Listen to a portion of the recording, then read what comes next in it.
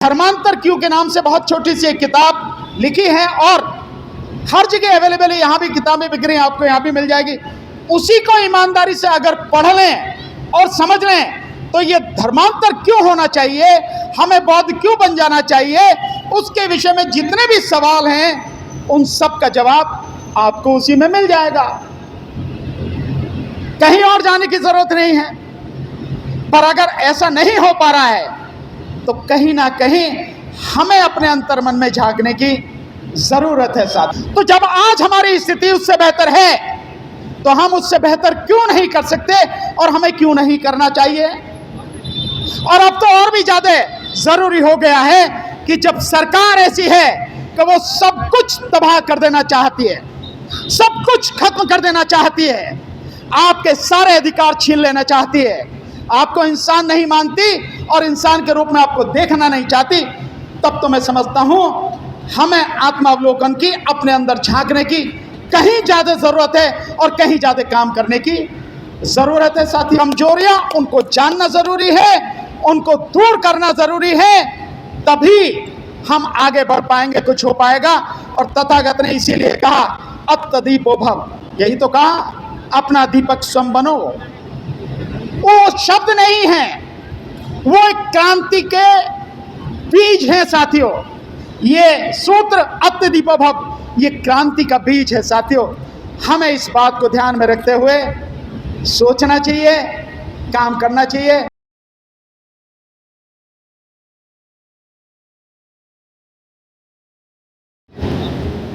शुक्रिया भंडारी साहब। आज के इस विशाल धम्म दीक्षा कार्यक्रम में आए हुए मेरे समाज के सभी सम्मानित बुजुर्ग, माताएं, बहनें, नौजवान साथियों,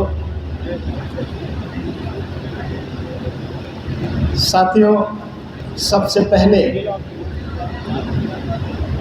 तथागत बुद्ध जिन्होंने हमें ये रास्ता दिखाया, जिन्होंने हमें धम्म सिखाया, उन तथागत बुद्ध के चरणों में नमन करते हुए और उसके बाद उसी रास्ते को हमारे मुक्तिदाता बाबा साहेब डॉक्टर भीमराव अम्बेडकर जी ने धम्म विजयदशमी के दिन 14 अक्टूबर 1956 को नागपुर की दीक्षा भूमि में धम्म दीक्षा ग्रहण करके हम सबको ये रास्ता दिखाया। और उसके बाद से हम लोग इस दिन को धम्म दीक्षा दिवस के रूप में मनाते रहे हैं। उन बाबा साहब के चरणों में नमन करते हुए, बाबा साहब के कारवा को आगे ले जाने वाले मान्यवर साहब काशीराम जी के चरणों में नमन करते हुए, और बाबा साहब से भी पहले इस देश में शिक्षा की ज्योति जगाने वाले महान क्रांतिकारी राष्ट्रपिता ज्योतिबा फुले जी, माता सावित्रीबाई फुले, शाहू जी महाराज, ईवी रामास्वामी नायकर पेरियार, इन सबके चरणों में नमन करते हुए और बहुजन समाज में जन्मे सभी संतों महापुरुषों के चरणों में नमन करते हुए आज की इस सभा के अध्यक्ष जी आदरणीय भंडारी साहब और इस कार्यक्रम के आयोजक तमाम साथी और मेरे सामने बैठे हुए साथी, आप सभी को मेरा नमो बुद्धाय, जय भीम। साथियों, ये दिन हमारे लिए बहुत महत्वपूर्ण है। तो ये केवल एक परंपरा बन के नहीं रह जाना चाहिए, हमें इस दिन की महत्ता को समझना चाहिए। बाबा साहब डॉक्टर अंबेडकर ने जब 1935 में कहा कि मैं हिंदू धर्म में पैदा हुआ, ये मेरे हाथ में नहीं है, वश में नहीं है, लेकिन मैं हिंदू मरूंगा नहीं, ये मेरे वश में है। और इस बात को बाबा साहब ने सिद्ध करके दिखाया। 21 साल बाद उन्होंने नागपुर की दीक्षा भूमि में धम्म की दीक्षा ली। आप सब जानते हैं, इस बात को बताना कोई मैं ज़रूरी नहीं समझता, लेकिन एक संदर्भ आपको देना ज़रूरी है। तो क्या केवल हम, जैसे मैंने कहा कि एक परंपरा के रूप में मनाकर ही रह जाएं, या वाकई में जो भावना बाबा साहब डॉक्टर अंबेडकर की थी, इस धम्म दीक्षा के पीछे, इस धम्म परिवर्तन के पीछे हमें उसे समझ के काम करना चाहिए। आप और सब इस बात को बहुत अच्छी तरह से इसका आकलन कर सकते हैं कि अगर हम उसी तरह से इस चीजों को समझते जैसा बाबा साहब ने हमें बताने का प्रयास किया, तो आज ये देश बौद्ध में बन चुका होता। लेकिन हमारी संख्या मात्र अगर कागजों में देखें तो 5.5% है। मतलब इस संख्या का कोई मतलब नहीं है। तो कहीं ना कहीं ये संख्या हम लोगों को ये बात सोचने पर तो मजबूर करती है कि हमारे मुक्तिदाता ने जो रास्ता दिखाया, शायद हम उससे कहीं भटक गए या उस रास्ते पर उतनी ईमानदारी से नहीं चल पाए जैसे हमें चलना चाहिए था, जिसका नतीजा हमारे सामने है। और सरकारें लगातार हमारे इस रास्ते की बाधाएं बन रही हैं। एक बहुत ही इस समय का सबसे बड़ा प्रहार जो भारत सरकार ने किया है वो है सोनम वांगचुक की गिरफ्तारी एनएसए में। कौन है सोनम वांगचुक? बुद्धिस्ट है, लद्दाख में रहने वाले जो बौद्ध हैं उन्हीं में से है ना वो। सो धम्म पर हमला लगातार उनका हो रहा है, और केवल एक बार नहीं, लगातार ये सरकार इसी तरह के हमले कर रही है। पर हम लोग क्या कर पा रहे हैं साथियों? मैं मानता हूं कि आज का दिन इस बात के लिए जरूरी है, हम इस बात को बहुत ईमानदारी से सोचें, इस गहराई से सोचें कि हमारे लिए सही क्या है और हमें करना क्या है। मैं समझता हूं इसमें बहुत ज्यादा कोई बहुत गहराई में जाने की भी जरूरत नहीं है। अगर हम ईमानदारी से, बाबा साहब ने जो 1956 में धम्म दीक्षा के समय भाषण दिया था, जो बात उन्होंने बताई, और आज की तारीख में धर्मांतर क्यों के नाम से बहुत छोटी सी एक किताब लिखी है और हर जगह अवेलेबल है, यहाँ भी किताबें बिक रही हैं, आपको यहाँ भी मिल जाएगी। उसी को ईमानदारी से अगर पढ़ लें और समझ लें तो ये धर्मांतर क्यों होना चाहिए, हमें बौद्ध क्यों बन जाना चाहिए, उसके विषय में जितने भी सवाल हैं उन सब का जवाब आपको उसी में मिल जाएगा। कहीं और जाने की जरूरत नहीं है।